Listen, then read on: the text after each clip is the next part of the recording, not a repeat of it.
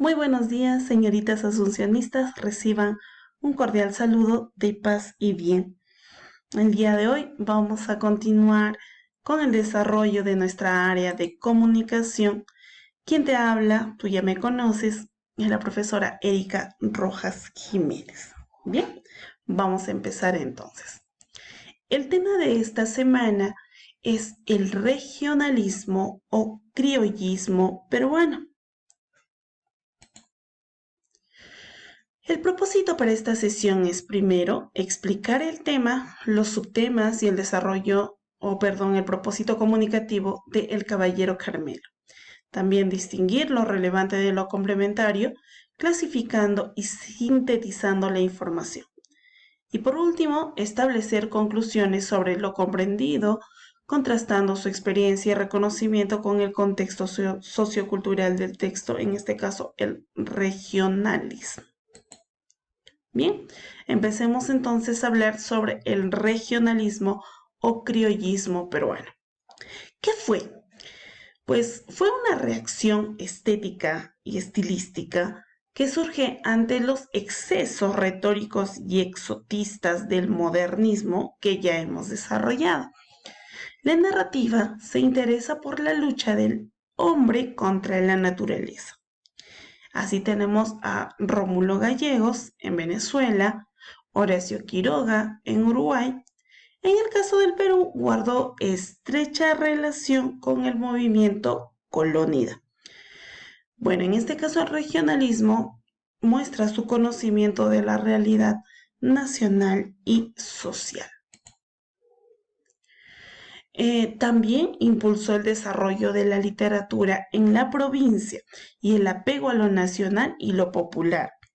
La literatura se va a orientar a una finalidad práctica.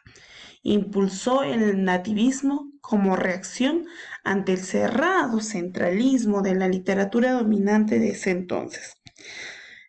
Busca producir una representación verosímil de los ambientes sociales.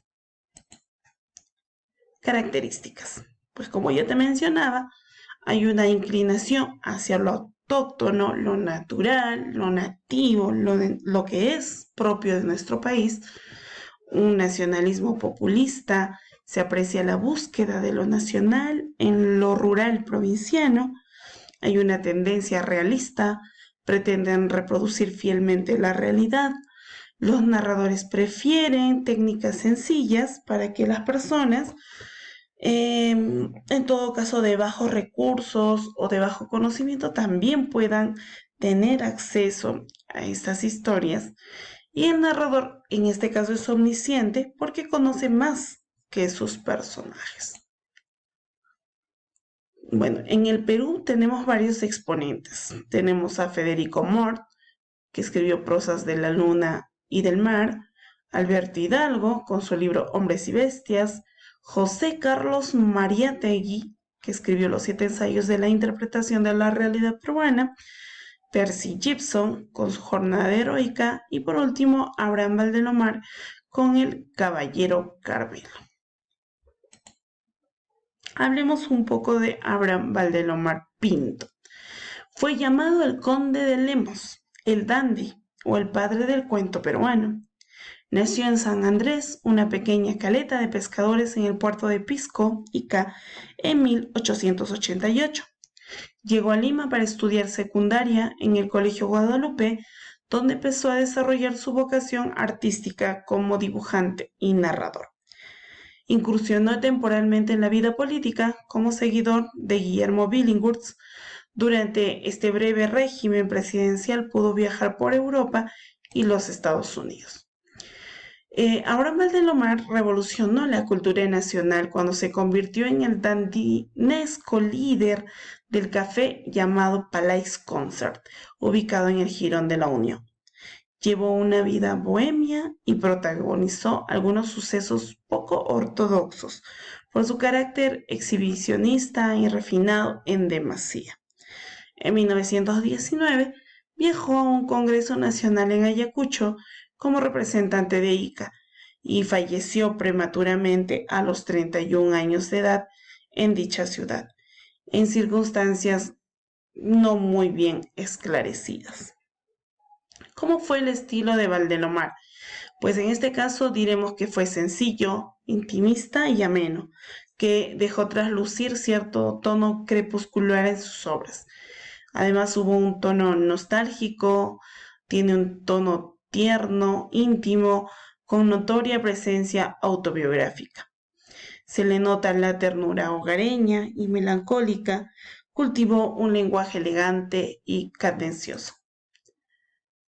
Bueno, en cuanto a su obra, podemos mencionar o clasificarlos en primero la lírica, ahí tenemos a Tristitia, el hermano ausente en la cena pascual, la danza de las horas, Confiteor, ha vivido mi alma.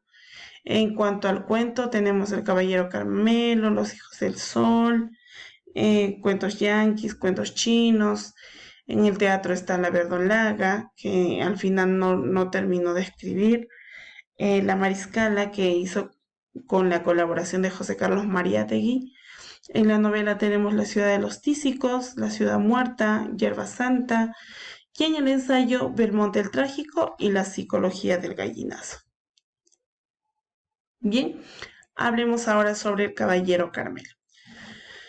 Los hechos relatados transcurren en Pisco, en torno a la familia del narrador, quien recuerda en primera persona un episodio imborrable que vivió en su niñez, a fines del siglo XIX. Un día, después de un largo viaje, Roberto, el hermano mayor de la familia, llegó cabalgando cargado de regalos para sus padres y hermanos. A cada uno entregó un regalo, pero el que más impacto causó fue el que entregó a su padre, un gallo de pelea de impresionante color y porte. Le pusieron por nombre el Caballero Carmelo, y pronto se convirtió en un gran peleador, ganador en múltiples duelos gallísticos. Ya viejo, el gallo fue retirado del oficio y todos esperaban que culminaría sus días de muerte natural.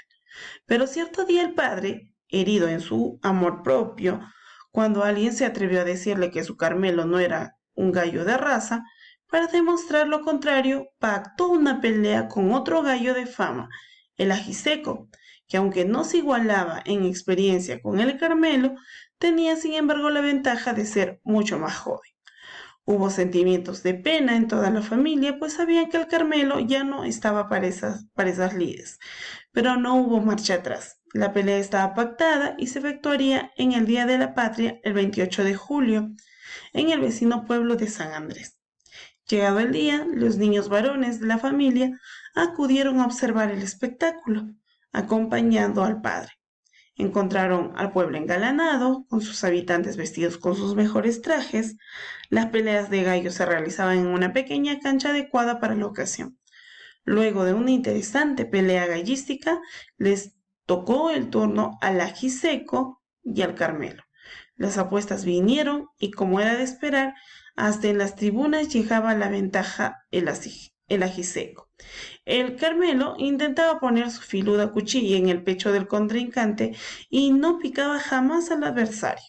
En cambio, el ajiseco pretendía imponerse a base de fuerza y aletazos. Repentinamente vino una confrontación en el aire. Los dos contrincantes saltaron. El Carmelo salió en desventaja. Un hilillo de sangre corrió por su pierna. Las apuestas aumentaron a favor del ajiseco, pero el Carmelo no se dio por vencido. Herido en carne propia, pareció acordarse de sus viejos tiempos y arremetió con furia. La lucha fue cruel e indecisa, y llegó un momento en que pareció que sucumbía el Carmelo. Los partidarios del ajiseco creyeron ganada la pelea, pero el juez, quien estaba atento, se dio cuenta que aún estaba vivo y entonces gritó: «Todavía no ha enterrado el pico, señores». Y efectivamente, el Carmelo sacó el coraje que solo los gallos de Alcurnia poseen. Cual soldado herido, arremetió con toda su fuerza y de una sola estocada hirió mortalmente al ajiseco, quien terminó por enterrar el pico. El Carmelo había ganado la pelea, pero quedó gravemente herido.